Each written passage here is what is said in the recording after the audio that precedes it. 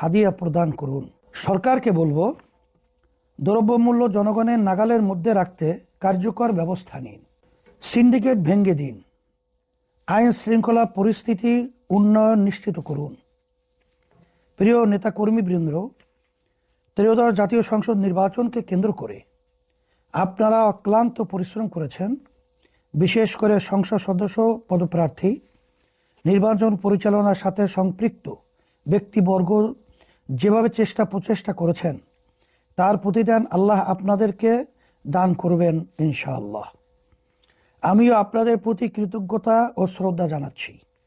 নির্বাচনের ফলাফল আপনাদের খানিক হতোদ্যম করেছে হয়তো, তবে ইসলাম ও শরিয়া প্রশ্নে আমরা যেভাবে লড়াই করেছি সেটাই আমাদের জন্য গর্বের ও সৌভাগ্যের।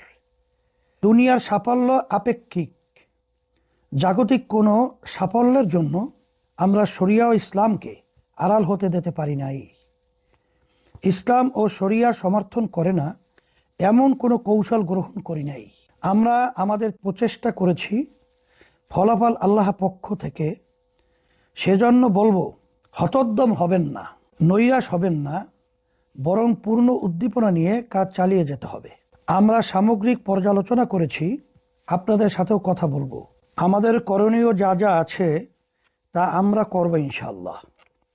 আল্লাহ যে জনগোষ্ঠীর 90 বা 91%কে মুসলিম হিসাবে কবুল করেছেন, সেই জাতির শাসন ক্ষমতায় ইসলাম ও শরিয়া প্রাধান্য আল্লাহ দিবেন। সেজন্য আমাদের আত্মত্যাগ, পরিশ্রম ও কঠোর সাধনা করে যেতে হবে। প্রিয় দেশবাসী, আসুন কোরআন নাজিলের এই মাসে নিজের আমেল সমৃদ্ধ করি, একই সাথে কোরআনের দাওয়াত মানুষের মাঝে ছড়িয়ে দেই। নাসরুম মিনাল্লাহি ওয়া ফাতহুন করিব।